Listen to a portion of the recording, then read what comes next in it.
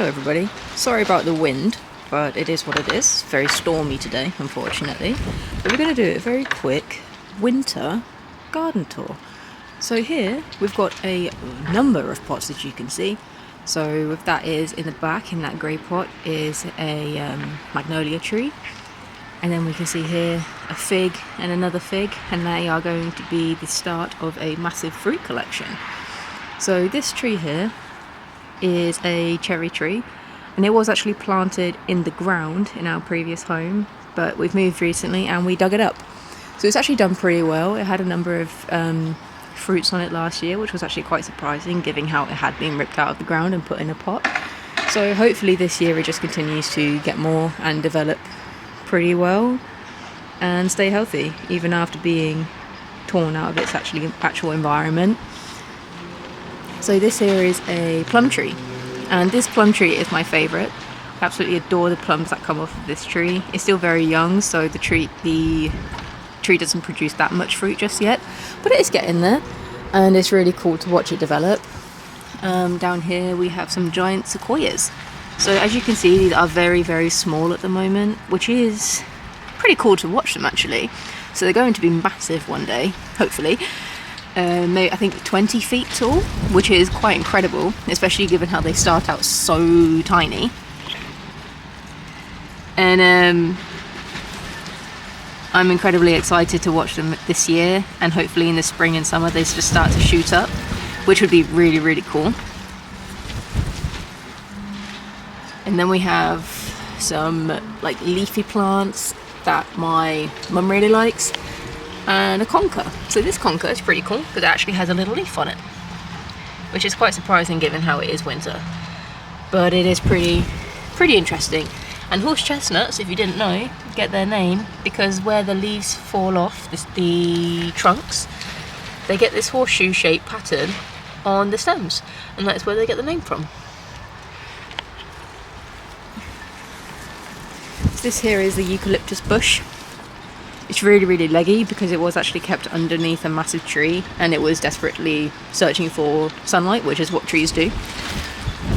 But it is going to be staked soon, which is why that bamboo pole is there, and then left to do its thing. So down here we have one more sequoia that has perished, I think. I will repot it, but we'll see how it does. And then some little strawberries, and then just some empty pots. This is a massive pot of conkers, and then we have this lovely Christmas tree. So I got this I think 2 years ago, and it's pretty cool. It's grown really, really well, and you can see the little Christmas decoration on there to be festive. And then down here we've got a whole massive other conker trees. This one here is the biggest one of the lot, and it's maybe 3.5 feet tall, which is pretty cool. And then down here we've got even more sequoias. So these ones were transplanted into these bigger pots a lot sooner than the other ones, which is why they are a little bit bigger. So again, hopefully these ones also survive and start to thrive in the spring, because there is nothing more fun than watching trees grow, especially when they're going to be humongous. So we've got another Christmas tree. So this one was bought this year. And then here is my favourite part of the garden, and this is my fruit collection. So these are all fruit trees in this area here. So we've got apples, we've got pears, we've got blueberries. This here is a peach. No, it's not. It's an apricot, sorry. Got plums, there's cherries. So, and there's also some grapes down the bottom. So this is going to be absolutely phenomenal in the spring. So I'm very, very excited, and hopefully it's going to start bringing in the birds and the bees, which would be fantastic, because as a new build, this garden hasn't had many birds. It's actually only had one bird in it, and that happened this morning, so we were very surprised with that. In this massive pot here is a nectarine tree. So last year we did actually have a couple of nectarine fruits start to grow, but they unfortunately perished, so we didn't actually get any fruit from it. And then in the bottom it's got tulips and hyacinths, and I think they are some onions that were planted and then forgotten about. And it's really, really cool to actually watch them grow, because they make the plant look so lovely. And you can see that the soil is really low in the pot, and that is because when they were planted in here, there was a lot of leaf litter that was also put in there. So as the tree has grown, it's kind of broken down the leaves, which is why the soil has sunk so much. The same can be seen in this one, and this is a tulip tree. And tulip trees are really cool because they get flowers that look like tulips.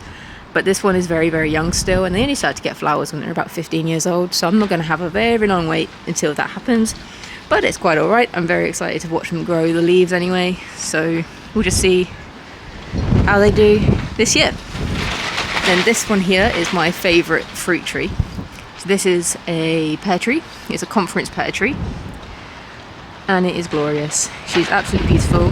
She has had a number of fruits start to develop, but she's never actually had one where we could like harvest it and eat it, which is a shame. So I'm hoping that happens this year because it is a couple of years old now, so we should be at the point where it starts to do that. So this is, I think, a laurel bush, and I bought this from Morrison's a number of years ago when it looked like a dead stick, and I remember getting it for like 50p, and because everybody thought it was dead, and we got a number of funny looks when we bought it because it did look like a dead stick.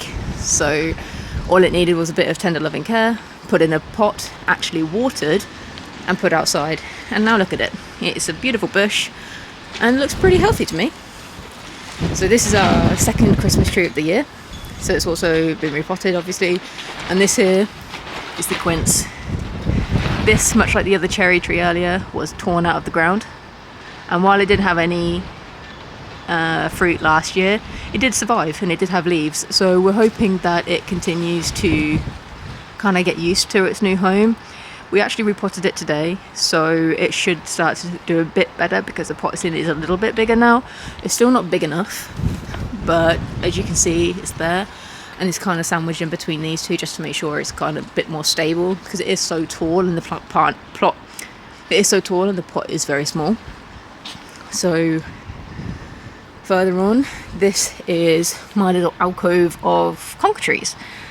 I planted all these together, and then the initial intention was to separate them out as they kind of grew, but I quite like the look of this.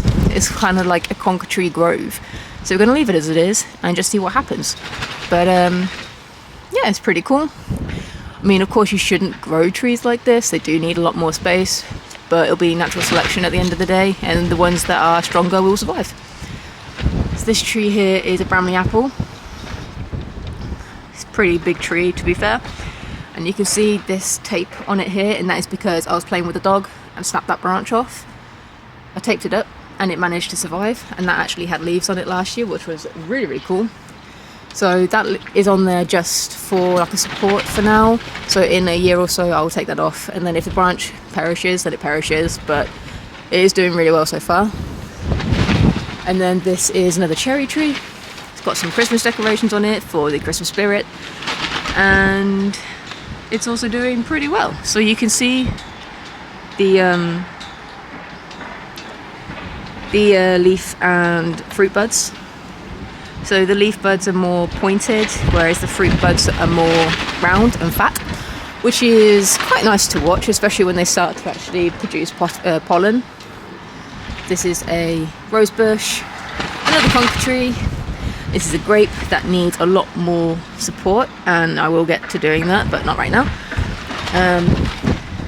This is a jasmine bush, and it was supported a lot better before we moved, but during the move it has suffered. So this is another one where it needs a lot more support, and that will get done soon. And then this is more miscellaneous kind of plants. I think that is a hydrangea of some description, but it's my mum, so I'm not actually 100% sure what it is. It's just some pots with normal plants in. So we've got two standard roses in this one. I think they are yellow and red. I'm not actually 100%. We've got some garlic growing. So this was planted I think a year ago and then forgotten about, but they have come back, so it'll be really interesting to see what they look like when they're pulled up. And then we've got a whole load of strawberry plants and miscellaneous little trees, and then we've got a whole load of rosemary cuttings. And I absolutely adore rosemary cuttings because they're so useful when you're cooking, because they make vegetables in particular taste really, really nice. And then last but not least, we've got a whole load of strawberries. And I love strawberries, and so does my dog and my family. So they'll be really, really helpful when they start to grow. Of course, they do need to be transplanted, but they can wait for now. And then we'll just see how they do. But yeah, so that's basically it for now. And hopefully in the spring when we come back, the trees will be in bloom and we can see what they look like. I'm particularly interested in the fruit section, as I'm sure that will be the prettiest area, which will bring in the most birds.